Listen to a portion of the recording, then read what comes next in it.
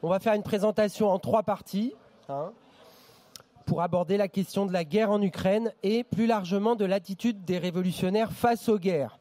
C'est peu de dire que nous sommes peu nombreux depuis 1 an à défendre les positions que nous défendons à Lutte ouvrière. Et c'est pourtant une question fondamentale à nos yeux, autant pour le présent que pour l'avenir d'ailleurs. Je vais donc revenir sur la guerre actuellement en cours en Ukraine depuis 1 an. Puis mes camarades parleront successivement de l'expérience passée des révolutionnaires par rapport aux guerres impérialistes, car c'est bien de ça qu'il s'agit, puis des positions qu'il nous semble vital de défendre aujourd'hui. Voilà.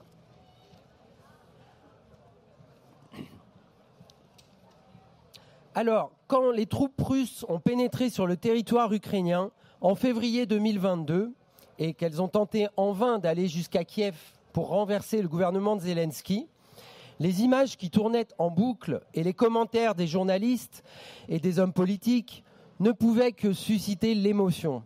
Un petit pays était soudain envahi par son grand voisin russe avec un dictateur à sa tête dont les commentateurs se demandaient s'il avait perdu le sens des réalités ou s'il rêvait de reconstituer un empire, ou les deux. Alors pourquoi donc 2 pays, 2 peuples ayant vécu en paix et en plus ou moins bonne entente pendant de longues années se retrouvaient-ils soudain en guerre? D'autres explications sont venues après, mais elles se réduisent toutes à dénoncer les ambitions dites impérialistes de Poutine, et elles visent toutes, surtout, à nous convaincre qu'il n'y a pas d'autre solution que de se ranger derrière l'Ukraine, le gouvernement Zelensky et ses alliés de l'OTAN, sous peine d'être complices du dictateur russe. Eh bien, cette façon de présenter les choses, selon nous, c'était et c'est toujours de la poudre aux yeux. Et aujourd'hui, tous ceux qui veulent bien regarder avec un minimum de recul et d'objectivité la situation peuvent voir que cette guerre, qui entraîne bien d'autres forces que les seuls Russes et Ukrainiens, a des causes profondes, qui ne datent pas d'hier d'ailleurs, et déjà des implications sur les relations internationales dans le monde entier. Ce conflit, il remonte au moins aux crises dites des révolutions oranges, qui ont eu lieu en 2004, puis en 2014. La Crimée a alors été annexée par la Russie, et en fait, la guerre a commencé à ce moment-là dans le Donbass, à l'est de l'Ukraine. Ces crises politiques, elles ont été présentées alors comme des affrontements entre des politiciens pro-russes et d'autres pro-occidentaux. Les impérialistes occidentaux, l'impérialisme américain en tête, suivis par ceux de l'Union européenne, en ont effectivement profité pour essayer d'arracher l'Ukraine à la sphère d'influence russe et l'attirer dans leur orbite. Si l'on remonte encore un peu, c'est même depuis la chute de l'URSS en 1991 que l'impérialisme occidental essaye de soumettre l'Ukraine à sa domination économique et politique, comme il a pu le faire plus rapidement avec d'autres pays d'Europe de l'Est. Alors il n'y a vraiment pas de quoi s'en étonner, en tout cas quand on est révolutionnaire et qu'on se réclame du marxisme. L'impérialisme, il n'a pas attendu Poutine, il n'a pas attendu que Poutine déclenche des hostilités pour mener partout, absolument partout, une politique agressive, puisque c'est un mot à la mode, en faveur de ses trusts et de ses profits. Il condamne même la majeure partie de l'humanité à la misère et aux guerres depuis plus d'1 siècle. Alors bien sûr, Poutine aussi défend son précaré. Il essaye de préserver, il voudrait même étendre, pourquoi pas, l'influence de la Russie. Représentant de la bureaucratie russe qui a hérité d'un immense pays avec des ressources considérables et des moyens construits à l'époque soviétique, il veut protéger les intérêts des bureaucrates qui contrôlent l'État et les grands trusts comme Gazprom et ces oligarques qui exportent les capitaux qu'ils ont volés vers des paradis fiscaux, qui s'achetaient des clubs, des villas et des yachts à Londres, sur la Côte d'Azur, et qui, paraît-il, depuis la guerre, achètent à Dubaï. Mais de là à reconstituer un empire, comme du temps de l'URSS ou du temps du tsarisme, même si elle le voulait, la Russie d'aujourd'hui n'en a absolument pas les moyens. Et surtout, il faut être aveugle ou de mauvaise foi pour qualifier uniquement la politique de Poutine et sa guerre d'impérialiste en ignorant qu'en face, Derrière le gouvernement de Zelensky se trouvent les principaux pays impérialistes qui pillent la planète. Oui, ceux-là mènent aujourd'hui une guerre. Nos dirigeants aussi mènent une guerre impérialiste qui prolonge leur politique dans la région depuis 30 ans contre la Russie pour imposer leur domination en Ukraine. Et ils la mènent aujourd'hui avec la peau des Ukrainiens. Alors je voudrais dire que face à cette guerre, comme à toutes les autres, car il y a toujours des guerres quelque part dans le monde, dans ce système, les travailleurs ne peuvent faire confiance qu'à eux-mêmes, à leurs frères de classe. Et ils doivent remettre à l'ordre du jour les idées internationalistes du manifeste communiste qui, comme vous le savez, se concluait par ces mots « Prolétaires de tous les pays, unissez-vous ». L'internationalisme de classe, c'est pas, comme on le présente trop souvent, un vague sentiment de solidarité entre les travailleurs des différents pays. Il est fondamental. Le capitalisme a commencé à mondialiser l'économie dès ses débuts. La bourgeoisie avait même commencé son ascension au sein de la société féodale en développant le commerce international avant d'amener le développement de la production à la même échelle avec ses trusts, ses multinationales. Mais bien sûr, elle l'a fait à sa manière, en ne cessant jamais d'être cette classe avide de profit, exploiteuse, qui a détruit toutes les vieilles structures du féodalisme et toutes les formes d'économie plus traditionnelles qui se trouvaient sur son passage. Le capitalisme a fait de la planète un tout où tous les pays sont interdépendants. Aucun pays ne peut se développer en vase clos à l'intérieur de ses frontières. Rien de plus tourné vers le passé, rien de plus réactionnaire que le maintien des frontières nationales et des États nationaux au service des capitalistes. La classe ouvrière, elle est née aussi avec le capitalisme et elle a tout de suite été une classe internationale. Les travailleurs ont été arrachés à leur foyer, à leurs terres, à leur région d'origine pour travailler là où la bourgeoisie avait besoin d'eux. La classe ouvrière a toujours été en grande partie constituée de migrants. Ce qui fait qu'on est un travailleur, ce n'est ni l'origine, ni la couleur de peau, ni la culture ou la religion, c'est le fait de devoir travailler pour le patronat. C'est même cela, disait Marx, qui fait de la classe ouvrière la seule classe vraiment révolutionnaire de la société capitaliste. Les capitalistes l'ont privée de toute propriété, elle n'a que ses chaînes à perdre et un monde à gagner. C'est au nom de prétendues valeurs nationales qu'ont somme les travailleurs d'accepter de se serrer la ceinture, de travailler plus longtemps, de se faire exploiter et en cas de guerre, de s'entretuer. Alors à la guerre impérialiste, la classe ouvrière, elle doit répondre par l'internationalisme prolétarien. La perspective du renversement du capitalisme en unissant ses luttes à l'échelle mondiale. Il n'y a pas d'autre façon d'en finir avec les guerres, ni même de sortir d'une guerre qui a commencé par le haut, sans que les conditions de la paix soient celles de la bourgeoisie, celles de l'impérialisme, sans qu'elle prépare d'emblée de nouveaux conflits à venir. Et nous devons nous demander en quoi la guerre devrait-elle nous faire renoncer à la perspective révolutionnaire. Aujourd'hui, il est évident que ce qui se passe en Ukraine dépasse largement un simple conflit régional. Les États-Unis et les membres de l'OTAN fournissent des armes au gouvernement de Zelensky, à la fois suffisamment pour que le conflit dure, mais pas encore assez pour qu'il s'étende au territoire russe autrement que de façon ponctuelle. Que les deux camps s'affaiblissent mutuellement, pour le moment, cela leur suffit largement. La Russie a été contenue et l'Ukraine est désormais tombée complètement dans la dépendance militaire, financière et économique des États impérialistes. Zelensky n'a pas eu d'autre choix que de se jeter dans leurs bras. À présent, ceux-ci soutiennent l'Ukraine d'une façon très intéressée, pour mieux l'exploiter et la piller à outrance, pour piller ce qui restera de ce pays et de sa classe ouvrière demain. Les États-Unis sont déjà les principaux gagnants du conflit. Ils ne subissent même pas de dégâts économiques collatéraux, contrairement à de nombreux pays de l'Union européenne, jusqu'alors tributaires du gaz russe par exemple, de ses céréales, et pour certains pays de l'Est de bien plus encore. Au contraire, les États-Unis, entre autres avantages, vendent désormais plus de gaz de schiste en Europe, et leurs marchands de canons et d'avions y ont d'ores et déjà décroché de nouveaux contrats. Car ce qui est spectaculaire depuis un an, c'est la flambée généralisée on peut dire, du militarisme. Non seulement l'OTAN connaît une nouvelle jeunesse, mais tous les États augmentent encore plus vite leur budget militaire, de façon conséquente, et ils préparent les esprits à de prochains conflits. Les plus hauts gradés parlent du retour de la guerre de haute intensité. Le secrétaire général de l'ONU lui-même a déclaré qu'on marchait à la guerre les yeux grands ouverts. Alors l'Ukraine, c'est un pion dans cette affaire, comme l'étaient les États des Balkans déchirés par les guerres impérialistes avant la Première Guerre mondiale, comme la Tchécoslovaquie l'était devenue aussi avant la Deuxième. La liberté du peuple ukrainien, l'indépendance de l'Ukraine, le droit des nations, la défense de la démocratie, toutes ces fables n'ont pas grand-chose à voir avec ce qui se joue réellement là-bas.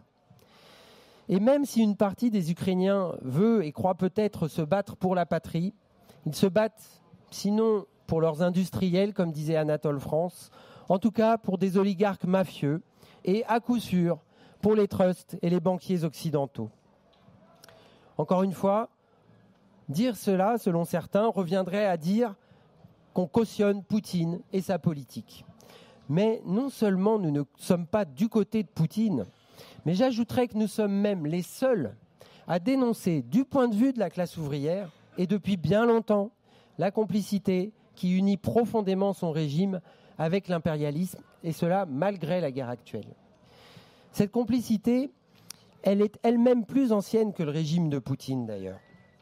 Le stalinisme avait déjà inauguré cette politique en conduisant les partis communistes de défaite en trahison dans l'entre-deux-guerres, puis en s'alliant avec l'impérialisme français contre l'impérialisme allemand d'abord, en 1934, puis avec l'Allemagne de Hitler en 1939, dans l'espoir de le détourner de l'URSS. Enfin, l'URSS avait rallié le camp anglo-américain après avoir été attaqué par l'Allemagne en 1941. Et alors, à la fin de la guerre, main dans la main, ils avaient maintenu l'ordre dans l'est de l'Europe dévastée par la guerre, tandis qu'en Italie et en France, ils remettaient la bourgeoisie en selle.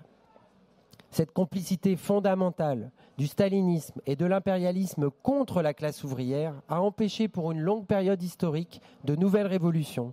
Et dans le monde entier, le stalinisme a même fait reculer la conscience de classe du prolétariat des décennies en arrière. Poutine en Russie, comme les oligarques ukrainiens d'ailleurs, qui ont dirigé le pays avant de pousser un Zelensky en avant, sont les dignes héritiers des bureaucrates staliniens du temps de l'URSS. Poutine, estimant qu'une guerre contre l'Occident, comme il dit, était inévitable, tôt ou tard, a choisi d'en prendre l'initiative en s'emparant d'une partie du territoire ukrainien. Mais n'oublions pas qu'à peine un mois plus tôt, en janvier 2022, ce même Poutine volait au secours du dictateur du Kazakhstan voisin, menacé par un soulèvement ouvrier. Aucun État occidental, aucun État impérialiste n'a alors protesté contre l'entrée des chars russes au Kazakhstan. Car là, en y sauvant le régime, Poutine préservait aussi les intérêts d'Exxon, de Total et d'autres, nombreux dans ce pays riche en matières premières. Alors ce que tous les brigands qui règnent dans le monde ont en commun, quelle que soit la forme de leur régime, c'est la crainte que les travailleurs se révoltent. Nous sommes contre Poutine, oui, mais pas pour des raisons de circonstance, parce qu'il est un ennemi des travailleurs.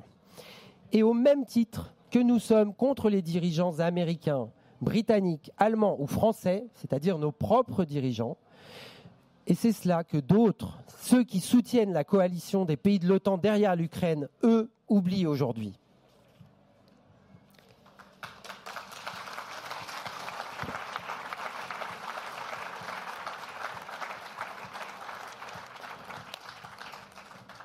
Et même à propos du régime ukrainien, il règne toute une hypocrisie. Après la fin de l'URSS, comme en Russie, les clans de la bureaucratie au pouvoir en Ukraine ont fait main basse sur les richesses du pays et engendré leurs oligarques, tandis que la population ukrainienne s'appauvrissait, à tel point que bien avant la guerre, chaque année, des centaines de milliers d'Ukrainiens s'en allaient chercher du travail en Russie d'un côté, à cause de la communauté de langue, ou en Europe de l'Est de l'autre, dans les trusts occidentaux. La prétendue démocratie ukrainienne était un simulacre, la corruption endémique et notoire.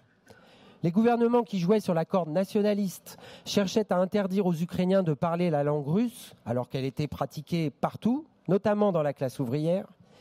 Ils n'y étaient pas parvenus, mais ils n'ont pas cessé d'exercer une pression de plus en plus forte. Quant aux minorités de langue hongroise ou roumaine ou autres, elles en étaient les premières victimes. Alors de qui se moquent ceux qui parlent depuis le début de la guerre de liberté de l'Ukraine ?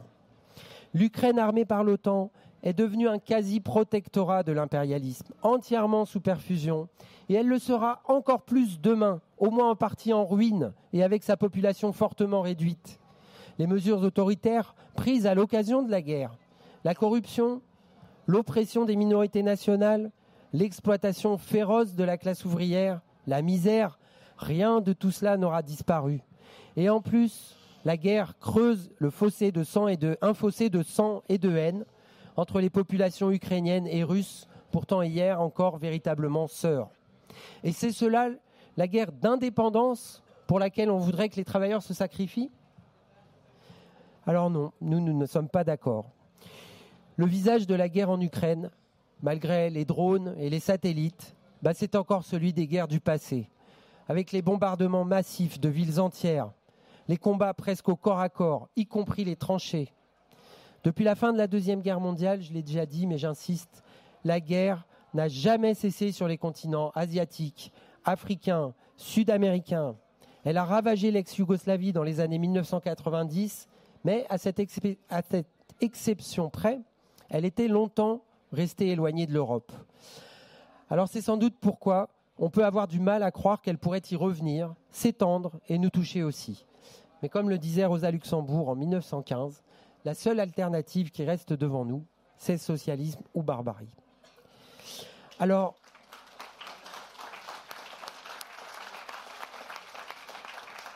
voilà.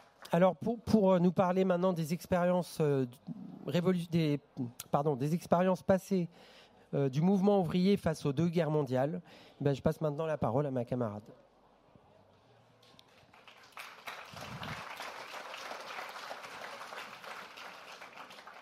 Alors, on nous raconte aujourd'hui, le camarade l'a dit juste avant moi, que la guerre en Ukraine, de l'Ukraine contre la Russie, est une guerre défensive, dans la mesure où la Russie a envahi le pays en février 2022. Évidemment, il s'agit par là de dire que cette guerre est légitime. Elle est présentée comme la guerre, comme la lutte de David, l'Ukraine, contre le géant Goliath, la Russie. Un petit pays attaqué par son puissant voisin, on ne peut être que du côté du plus faible. Ce n'est pas la première fois que de tels arguments sont utilisés. En fait, ils ont déjà servi de très nombreuses fois, presque à chaque guerre, et en particulier au moment du déclenchement des deux guerres mondiales qui ont ensanglanté le XXe siècle. La bourgeoisie a besoin de la classe ouvrière pour en faire sa chair à profit en temps de paix et pour servir de chair à canon en temps de guerre. Pour entraîner des prolétaires qui n'ont rien à gagner dans la guerre, à prendre les armes contre d'autres travailleurs, il faut une propagande intensive, d'un côté comme de l'autre. Il faut faire croire à ces travailleurs qu'ils se battront pour une cause juste, qu'ils vont défendre leur famille, leur maison, leurs proches, et qu'ils n'ont pas le choix. En 1914, l'assassinat de l'héritier du trône d'Autriche-Hongrie par un nationaliste serbe servit de prétexte au déclenchement de la guerre. La France et la Grande-Bretagne prétendirent entrer en guerre pour défendre la petite Serbie, attaquée par l'Autriche-Hongrie. Voler au secours d'un peuple pour sa liberté, alors que ces mêmes puissances écrasaient sous leur domination des millions de personnes dans leurs empires coloniaux, quelle hypocrisie! Quant à l'Autriche-Hongrie, soutenue par l'Allemagne, elle prétendait avoir été agressée par les Serbes à travers l'attentat de Sarajevo. Alors, qui avait raison ? Eh bien, se laisser entraîner dans ce genre de raisonnement, c'est une impasse. La guerre a des racines bien plus profondes qu'un accident, que tel ou tel événement particulier qui, à lui seul, pourrait changer le cours de l'histoire.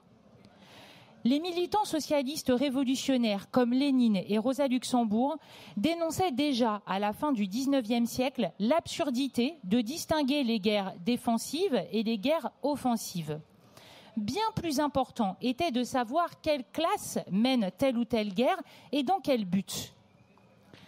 Les révolutionnaires ne sont pas des adversaires de toute guerre. Marx lui-même, quelques décennies plus tôt, avait parfois pris parti dans des guerres qu'il jugeait progressistes, opposant la bourgeoisie aux vieilles classes féodales. Mais à la fin du XIXe siècle, on n'en était plus là.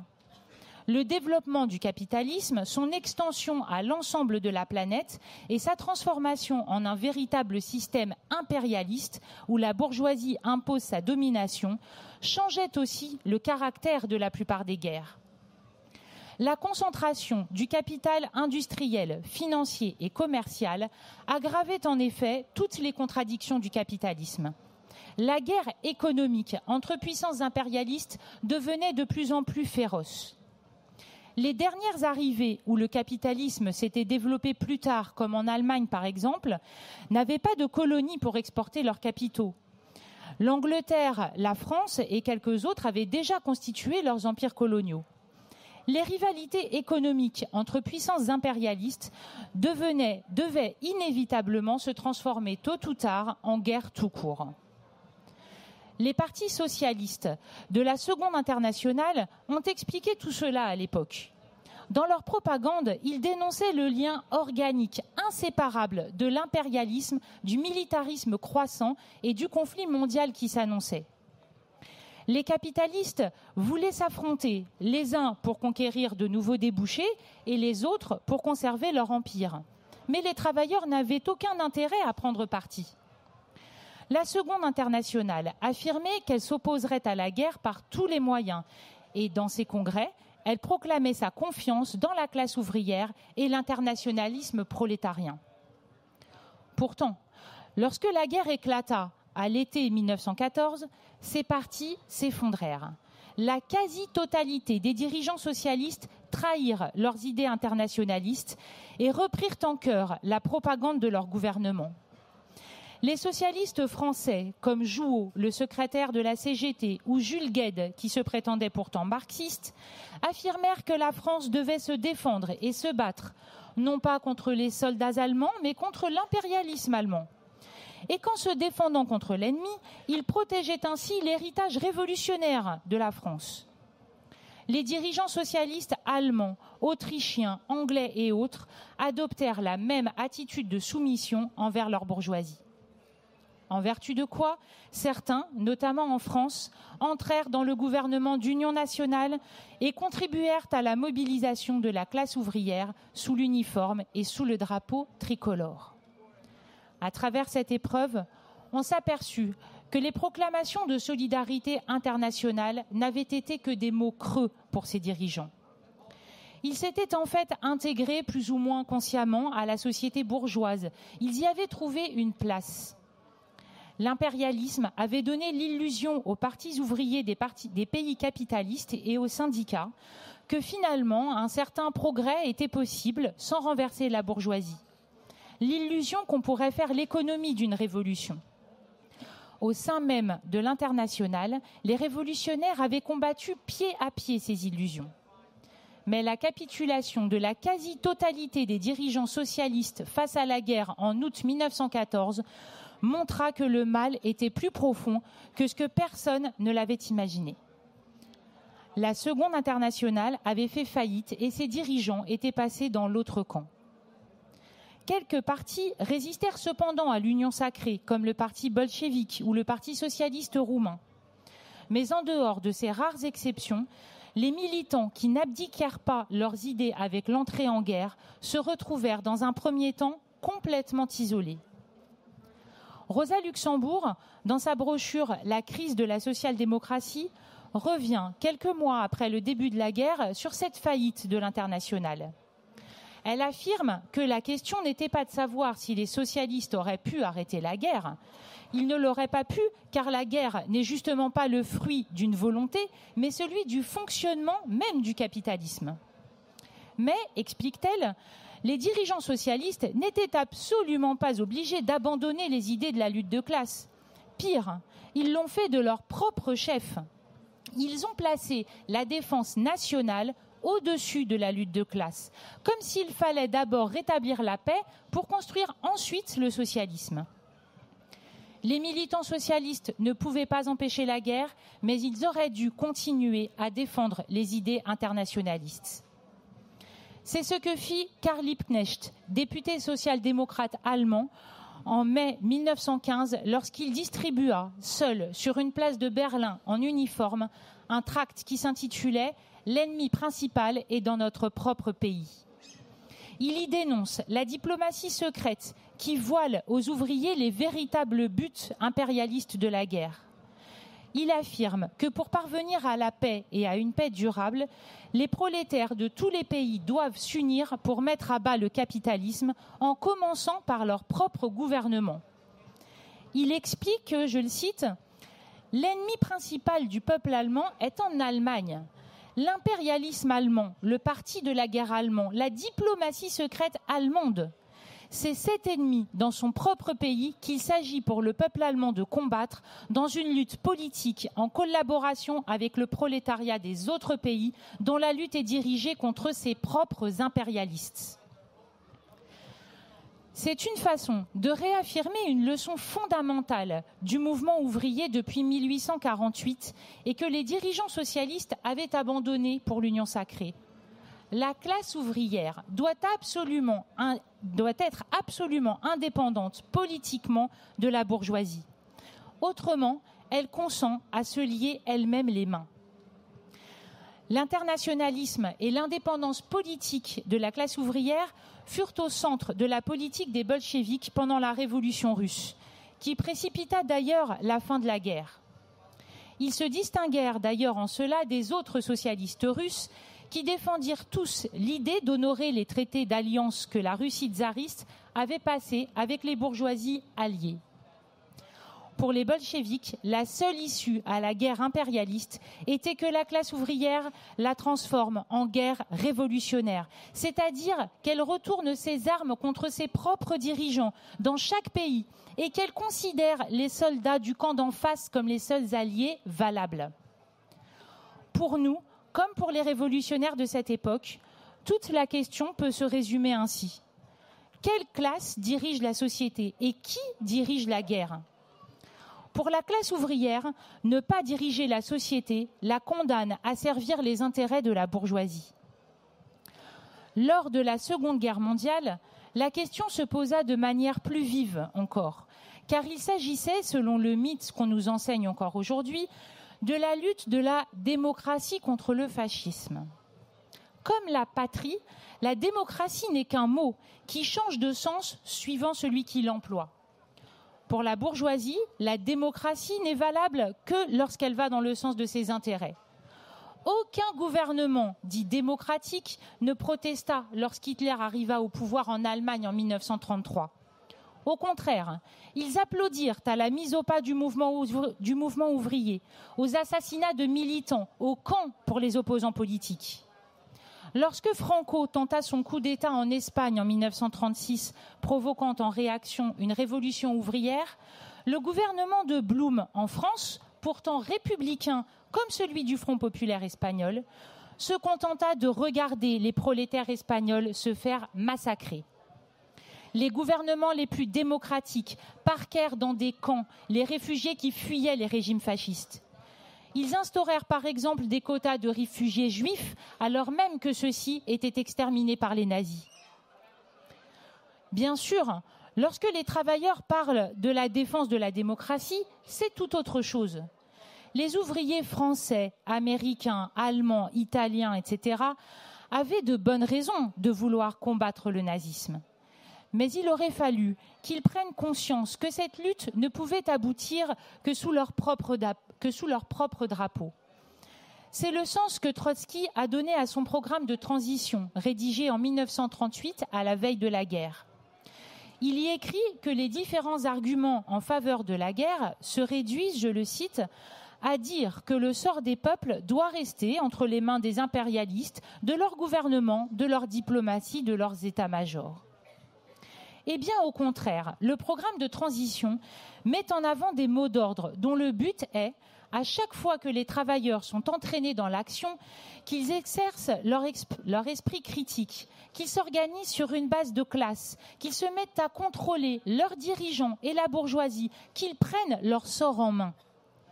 Les ouvriers doivent réclamer le contrôle des comptes des industries de guerre, la levée des secrets diplomatiques, exiger une formation militaire sérieuse, puisque la bourgeoisie leur met des armes entre les mains, sous le contrôle de leurs propres représentants, sans être soumis à la censure militaire. Bref, la classe ouvrière doit défendre son indépendance politique et se préparer à prendre en main la direction de la société.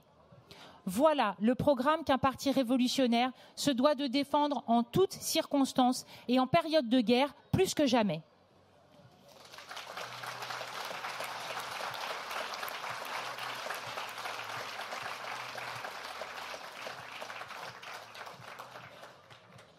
À la veille de la Deuxième Guerre mondiale, tous les dirigeants du mouvement ouvrier, les socialistes comme les communistes staliniens, se rallièrent à l'idée selon laquelle il fallait s'unir avec la bourgeoisie pour défendre la démocratie. Au nom de cette unité, les ouvriers espagnols furent priés de remettre leurs mains à la bourgeoisie républicaine, sonnant le glas de la révolution espagnole de 1936. Au nom de cette unité, les militants du PCF se rangèrent en 1941 sous la bannière de De Gaulle, ce général anticommuniste. À la fin de la guerre, il fallut ensuite reconstruire le pays. Pour qui ? Pourquoi ? Le dévouement et le courage des militants ou des travailleurs qui pensaient œuvrer pour un monde meilleur en combattant le fascisme ou l'occupation étrangère furent détournés pour servir, en fin de compte, les intérêts de la bourgeoisie et le maintien de l'ordre impérialiste, préparant bien d'autres guerres, car la guerre n'a jamais cessé depuis. Alors aujourd'hui, toutes ces expériences du mouvement ouvrier doivent nous servir de leçon. Au moment où les tensions internationales sont exacerbées, où la guerre est déjà là en Ukraine, mais dans bien des pays dans le monde, les militants révolutionnaires doivent conserver leur boussole envers et contre tout et afficher bien haut la formule de Karl Liebknecht, l'ennemi principal est dans notre propre pays.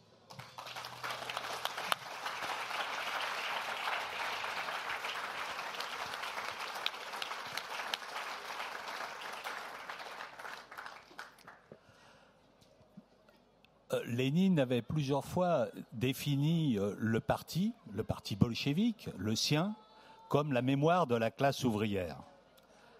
Il est un fait que la classe ouvrière, dans tous les combats que lui livre la bourgeoisie et qu'elle a à livrer à la bourgeoisie, a besoin de se souvenir des expériences du passé.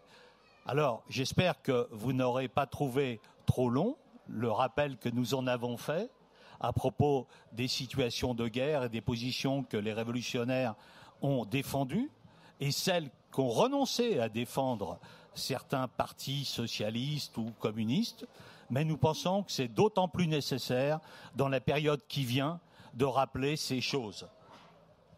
Car il ne suffit pas de rappeler, comme certains le font, que même si c'est profondément juste, que le capitalisme porte en lui la guerre comme la nuée porte l'orage, encore faut-il en tirer toutes les conclusions, toutes les conséquences qui s'imposent et ne pas oublier d'insister dans notre propagande contre la guerre sur la conclusion qui est qu'on ne pourra mettre un terme à la guerre et mettre un terme aux guerres que quand on aura renversé, quand la classe ouvrière aura renversé le capitalisme. Et ça doit figurer dans notre propagande, surtout en ce moment, que l'on voit certains mouvements se dire anti-guerre, pacifistes, et expliquer qu'il faut reconstruire un mouvement anti-guerre. Là, j'ai un tract d'une organisation d'extrême gauche. Mais évidemment, malheureusement, ces organisations font l'impasse complètement sur la nécessité de renverser le capitalisme, et c'est bien ça le principal. Alors, un siècle et quelques après les événements qui ont vu la Deuxième Internationale, dans son immense majorité, faire faillite face à la guerre en se ralliant à sa bourgeoisie, eh bien, on assiste à des pressions et un scénario du même ordre autour de la guerre en Ukraine, de la part de notre propre bourgeoisie, autour de la guerre que les états-majors politiques et militaires des puissances impérialistes préparent visiblement contre la Chine, en tous les cas c'est ce qu'ils disent.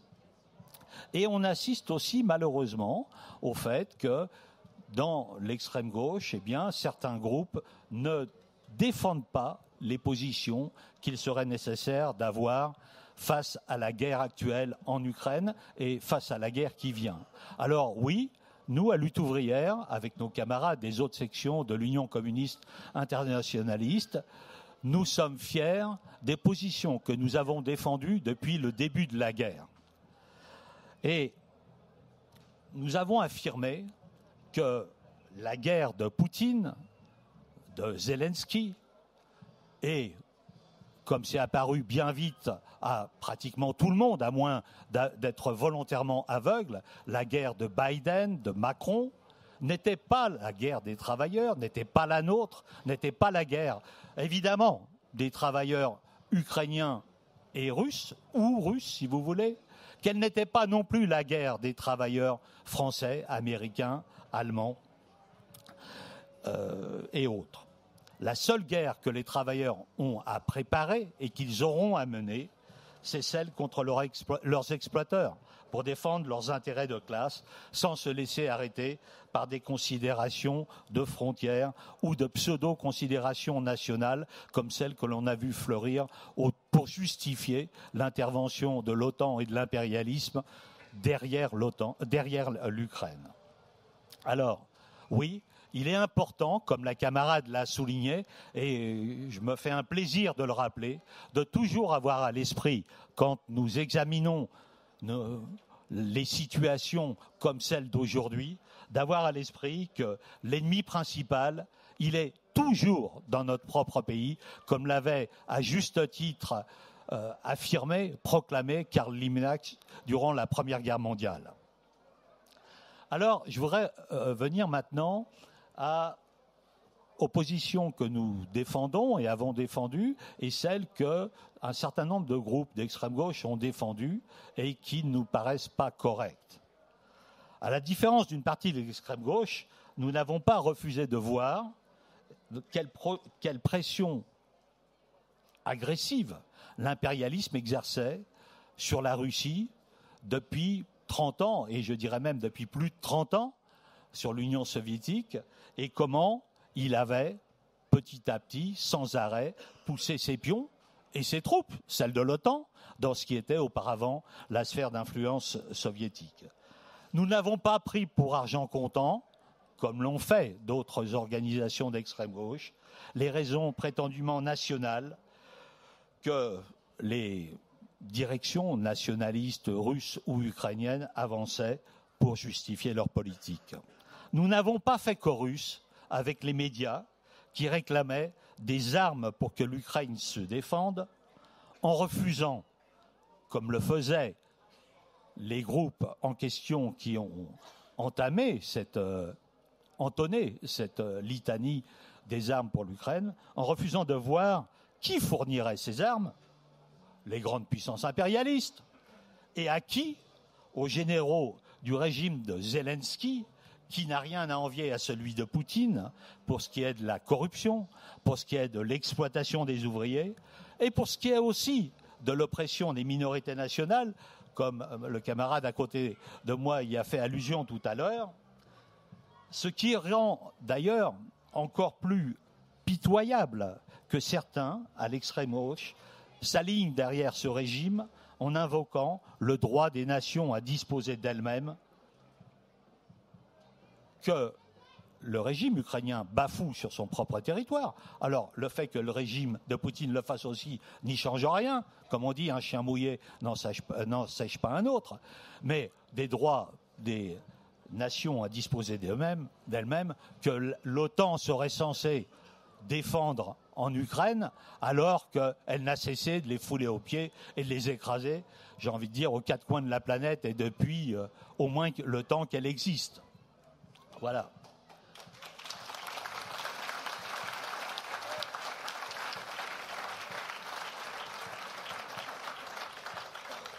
Et puis, indépendamment de cela, et je vous ai dit tout à l'heure, le parti, ça doit être la mémoire de la classe ouvrière, même si on est bien petit, on est des petites organisations, et notre influence sur la classe ouvrière est limitée, notre audience. Il y a un camarade qui a eu la bonne idée de me transmettre une lettre que Engels avait envoyée en 1892 à Bernstein, du temps où il était encore un socialiste allemand, qui concernait les guerres dans les Balkans et la question de l'Alsace. Voici ce que disait Engels. Et vous allez voir que Engels ne mettait pas sur le devant de la scène la question du droit des peuples à disposer d'eux-mêmes, mais ce qui lui importait et ce qui doit nous importer avant tout, ce sont les intérêts des travailleurs dans la lutte de classe. Alors voici ce que disait Engels. Nous avons à collaborer à la libération du prolétariat européen occidental et nous devons subordonner cet objectif à tous les autres. Et si intéressants que soient les États balkaniques, aussitôt que leur effort de libération entre en conflit avec les intérêts du prolétariat, eh bien que d'autres s'en chargent.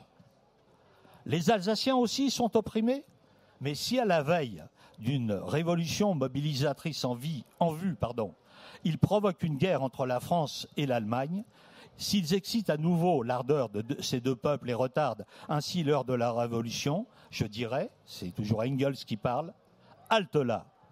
Vous pouvez bien avoir autant de patience que le prolétariat européen. Quand celui-ci se libérera, vous serez libre également. Jusque-là, nous ne tolérerons pas que vous dérangiez les projets du prolétariat en lutte. Ça devrait faire réfléchir, je pense, s'ils étaient aussi soucieux de se référer à ce que nous ont transmis plus d'un siècle et demi d'organisation marxiste dans la classe ouvrière, ça devrait faire réfléchir un certain nombre de camarades qui vous sortent à tous les coins de rue le droit du peuple ukrainien qui serait défendu par l'OTAN, et qui devrait primer sur d'autres considérations. Alors, un mot encore à propos de ceux qui, à l'extrême gauche, croyaient juste de réclamer des armes pour l'Ukraine. D'abord, on est un peu surpris, mais ils n'en parlent plus. Enfin, en tout cas, plus trop. Mais sans dire qu'ils s'étaient fourvoyés. Parce que ça paraît tellement évident que l'Ukraine, elle croule sous les armes, et sous les armes de l'OTAN. Et ça ne date pas d'hier. Angela Merkel l'a encore réclamé, l'a revendiqué il y a 10 ans, d'avoir berné avec les pseudo-discussions pacifiques des accords de Minsk, d'avoir berné Poutine le temps que l'OTAN s'arme et arme l'Ukraine pour ensuite pouvoir affronter la Russie. Alors, là aussi, quitte à avoir des bonnes références, je voudrais citer Trotsky et ce qu'il a dit à différentes occasions à propos des questions d'armement. Il en a parlé à la fin des années 30, quand les pays d'Europe de l'Ouest refusaient d'armer un régime espagnol qui était victime de l'agression allemande et hitlérienne. Il disait qu'il ne pouvait pas les armer. Trotsky a parlé de ça aussi à propos du bilan de la révolution russe. Il a expliqué que lors de la guerre civile, l'armée rouge, elle avait à faire face aux armées blanches, armées par la bourgeoisie mondiale, et à 14 armées des principales puissances impérialistes, dont la France, les États-Unis, l'Allemagne, l'Angleterre, le Japon, j'en passe, et j'ai envie de dire des meilleurs, en fait ce seraient des pires. Et pourtant, l'armée rouge qui était créée à partir de rien, elle avait gagné. Comment cela avait-il été possible ? Elle avait été capable de gagner sans jamais avoir reçu d'armes de quiconque, et elle n'a même pas cherché à en demander d'ailleurs.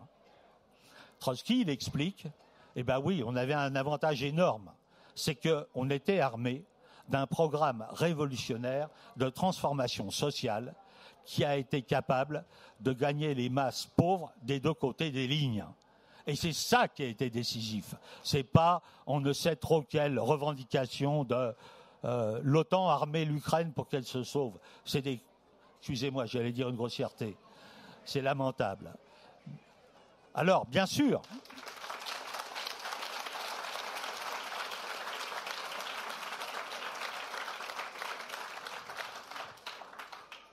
c'est d'ailleurs une recette miraculeuse qui a sauvé la Révolution française après 1789, quand elle a eu affaire à la coalition des armées, des princes et des rois de toute l'Europe.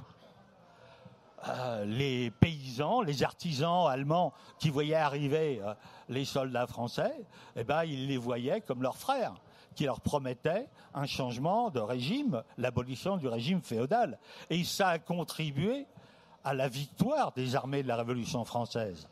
Alors, bien sûr, ce serait stupide de croire que d'avoir un programme révolutionnaire suffit à assurer la victoire. Mais ce serait criminel, en tous les cas, quand on est des révolutionnaires, qu'on veut en être, qu'on veut défendre les intérêts du prolétariat à l'échelle mondiale, d'oublier que les questions, les problèmes, on doit se les poser sur le terrain de la lutte de classe, que ce soit en temps de paix, bien que cette notion soit très relative, ou en temps de guerre. Et c'est ce qu'ont toujours fait Lénine, Marx, Engels, Rosa Luxembourg et Trotsky. Et c'est malheureusement ce qu'oublient un certain nombre de camarades aujourd'hui. Alors, oui, les guerres, et ça fait partie aussi de ce qu'il faut rappeler dans notre propagande quotidienne, elles font partie, elles sont du système capitaliste. Elles lui sont inhérentes. Et les guerres mondiales sont inhérentes au système capitaliste parvenu à l'étape impérialisme. Alors certains à l'extrême gauche nous reprochent d'en exagérer le risque, voire de nous comporter en Cassandre, invoquant un avenir des plus sombres. J'ai envie de dire, c'est assez stupide, car nous nous bornons à entendre ce qui se dit autour de nous. Quand des travailleurs, des jeunes, disent craindre une nouvelle guerre, ils énoncent un fait d'évidence. Depuis un an, la perspective s'est rapprochée d'un conflit généralisé. Et ce ne sont pas nos généraux, ou les généraux américains, ou anglais, ou allemands, qui diront le contraire. Eux qui n'arrêtent pas de dire qu'il faut se préparer à un conflit de grande ampleur, à un conflit généralisé, un conflit de haute intensité, comme ils disent, parce que parler de guerre mondiale, c'est pas politiquement correct. Mais quand on prend les bombes sur le coin de la gueule, ça fait exactement la même impression. Alors, quand nous disons que de l'Est de l'Europe peut venir une guerre à plus vaste échelle, ou que cette guerre peut être le précurseur d'un conflit à plus vaste échelle, on ne fait pas un pronostic. Est-ce que cette guerre en Ukraine, elle sera le prélude, comme l'avait été pour la Deuxième Guerre mondiale, comme l'avait été l'invasion de l'Éthiopie en 1935 par les troupes de Mussolini, comme l'avait été l'invasion de la Chine par les troupes du Japon un peu plus tard, ou comme l'avait été l'intervention des troupes nazies et des troupes fascistes italiennes contre les républicains espagnols, on ne le sait pas. C'est l'avenir qui le dira. Mais ce qu'on sait, c'est qu'il faut nous préparer à cette éventualité. Et quand je dis « nous », cela signifie d'abord préparer nos propres militants, nos sympathisants, les travailleurs et les jeunes qu'on a autour de nous. Parce qu'il ne faut pas se payer de mots. La classe ouvrière, malheureusement, pour l'instant, nous n'avons pas vraiment son oreille, ni les uns ni les autres. Quant à prétendre jouer à l'international qui serait capable d'organiser une campagne mondiale anti-guerre, comme on l'entend dire dans certains milieux d'extrême gauche en France en particulier. Là aussi, c'est se payer de mots. Malheureusement, encore une fois, malheureusement, aucune organisation d'extrême gauche n'a les moyens, ni surtout l'influence au sein de la classe ouvrière qui lui permettrait de se proclamer internationale. Alors, on le sait, il y a des internationales bien mieux armées politiquement que ne le sont les petits groupes, et il y en a beaucoup qui se proclament internationales aujourd'hui, bien mieux implantés dans la classe ouvrière, ont quand même sombré devant la guerre. On a rappelé ce qu'il en avait été de la seconde internationale social-démocrate. Quant à l'internationale communiste en 1939, elle était stalinisée depuis si longtemps qu'elle aurait été bien incapable d'apporter des solutions aux travailleurs qui seraient posés des questions sur quoi faire face à la nouvelle guerre impérialiste. Alors, il y a eu aussi, à la même époque, des petits groupes qui se revendiquaient de Trotsky, et qui, eux, se proclamaient internationalistes. Eh bien, on doit constater que la majorité d'entre eux, malheureusement, n'ont pas su maintenir le drapeau de l'internationalisme dans la guerre qui avançait, le drapeau de la révolution et le drapeau des intérêts du prolétariat mondial. Trotsky, il avait tout fait pour éduquer ces groupes, mais ils étaient trop liés à la petite bourgeoisie et à son idéologie chauvine pour défendre une politique internationaliste dans la guerre. Et c'est un cruel rappel, mais c'est avec les mêmes mots de défense d'un peuple opprimé, mots qui nous servent actuellement à propos de l'Ukraine, pour dire qu'ils se retrouvent derrière l'OTAN, et bien c'est avec les mêmes mots que leurs ancêtres s'alignèrent sur la résistance gaulliste et stalinienne en 1940-1941. Ils disaient alors défendre le blé et les vaches de France et tendre la main aux bourgeois pensants français. Aujourd'hui, leurs amis politiques en Ukraine s'alignent sur le régime de Zelensky qui pense ukrainien. Voilà.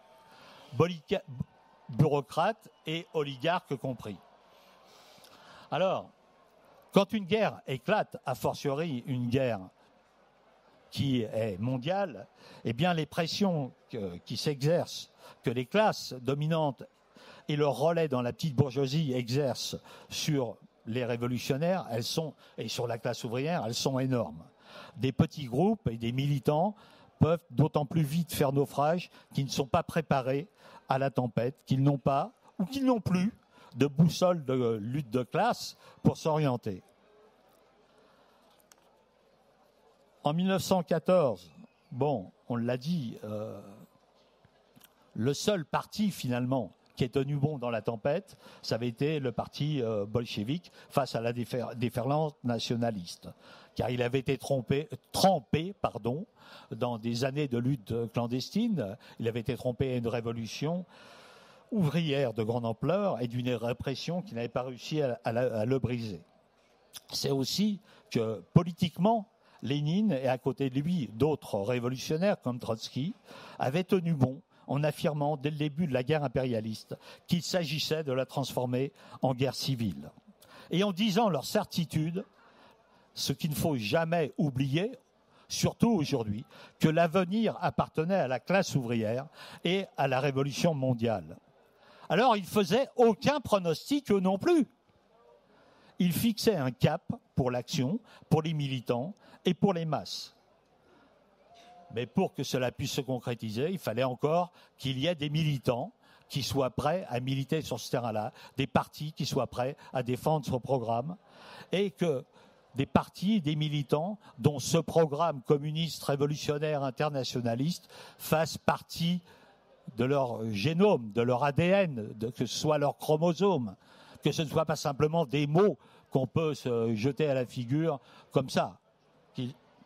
Et donc, des camarades, des militants qui avaient été formés pendant des années à cette politique-là, à cette politique de classe. Alors, voilà pourquoi nous avons tenu, dès le début de la guerre, à affirmer où se trouvaient les intérêts du prolétariat dans cette guerre. Nous l'avons fait dans notre journal, dans notre mensuel, dans nos réunions publiques, dans notre presse d'entreprise, qui touche chaque semaine des centaines de milliers de travailleurs. Alors cela reste modeste, mais c'est d'autant plus indispensable que personne ne l'aurait fait à notre place.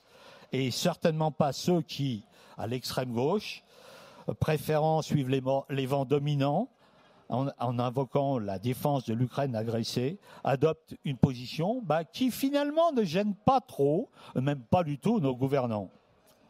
Alors, quant aux groupes qui, par crainte de heurter certains secteurs de la petite bourgeoisie ou de la jeunesse scolarisée, veulent éviter de prendre position sur la guerre, au final, eh bien, ils désertent le terrain de la lutte de classe. Il y a aussi d'autres courants, ou même des fois les mêmes d'ailleurs, qui renvoient dos à dos maintenant les camps qui s'affrontent et qui dénoncent le militarisme, qui appellent à la paix. Mais ce qui est impressionnant, c'est que leur propagande reste abstraite. Elle reste abstraite dans quel sens ? Eh bien, quand ils appellent à lutter pour la paix, à créer des mouvements anti-guerre, ils ne disent pas qui pourrait vraiment œuvrer à la paix. Quelle force sociale ? La classe ouvrière. Et là aussi, au risque de me répéter et de redire ce que disait Lénine du parti qui est la mémoire de la classe ouvrière, oui, on le sait, la seule fois où une guerre a été arrêtée, ça a été par la révolution de 1917, la révolution ouvrière, qui a obligé finalement les belligérants à cesser le feu sur le front de l'Est et qui a ensuite soulevé un tel enthousiasme sur le front ouest que ça a forcé les belligérants allemands et français, eux aussi, à cesser la guerre. Alors c'est ça qu'il faut rappeler. Bon, nous sommes bornés tous les trois à rappeler quelques points essentiels. On pourra en discuter dans le débat à propos des guerres, hein, mais en cherchant à montrer que vouloir œuvrer contre les guerres, eh ben, la seule logique, c'est d'œuvrer pour la révolution sociale. Et pour des révolutions où ce ne seront pas, comme après la Seconde Guerre mondiale, des mouvements sociaux certes radicaux, mais hostiles à la classe ouvrière, qui prendront le devant des insurrections, comme avait pu le faire le courant maoïste en Chine, ou Ho Chi Minh au Vietnam, ou un peu plus tard Ben Bella en Algérie, ou Castro à Cuba. Hein. Nous voulons que s'il y a une chance que dans la guerre qui arrive, la classe ouvrière puisse intervenir, eh bien, il faut qu'elle puisse intervenir jusqu'au bout pour faire comme l'avaient fait les bolcheviks, proposer de renverser le capitalisme à l'échelle mondiale. Parce que c'est ça le but pour lequel nous militons. Encore faut-il qu'il y ait des militants, des partis, des organisations qui aient cette perspective et celle-là seulement comme programme et qui s'y tiennent. Alors, certes, ceux qui défendront ce programme, cette politique, ils seront peu nombreux. Mais combien étaient-ils en 1915 lors de la conférence des socialistes internationalistes à Zimmerwald ? La camarade l'a rappelé. Bon, ils étaient une quinzaine. Et parmi cette quinzaine de délégués, Lénine, il devait se sentir bien seul. Lui qui disait, il ne s'agit pas simplement de renouer des relations internationales contre ceux qui ont failli. Il s'agit d'œuvrer pour transformer la guerre impérialiste en guerre civile, pour renverser la bourgeoisie. Il devait se sentir bien seul, mais pourtant, c'est lui qui avait raison. Parce que quelques mois plus tard, eh bien, c'est ce qui s'est passé. Ils étaient des millions derrière le parti bolchevique. Et encore un petit peu plus tard, des dizaines de millions, un peu partout, à chercher à soulever, à ébranler le monde, comme disait John Reed, pour faire comme les Russes, pour faire comme les prolétaires de Russie. Alors, eh bien oui, hein, il faut que dans la situation qui est celle d'aujourd'hui, où on voit se profiler le risque d'une troisième guerre mondiale, il y a des militants, des partis qui ne dévient pas de cette perspective. Et après tout, bah oui, on sait, parce que c'est l'histoire qui nous l'a appris, hein, que de là pourra naître la possibilité d'ouvrir un avenir socialiste, débarrassé de l'exploitation capitaliste, non seulement dans un pays, comme c'était passé en Russie, mais à l'échelle mondiale, comme le voulaient les bolcheviks. Voilà, c'est ce pourquoi nous devons et voulons militer.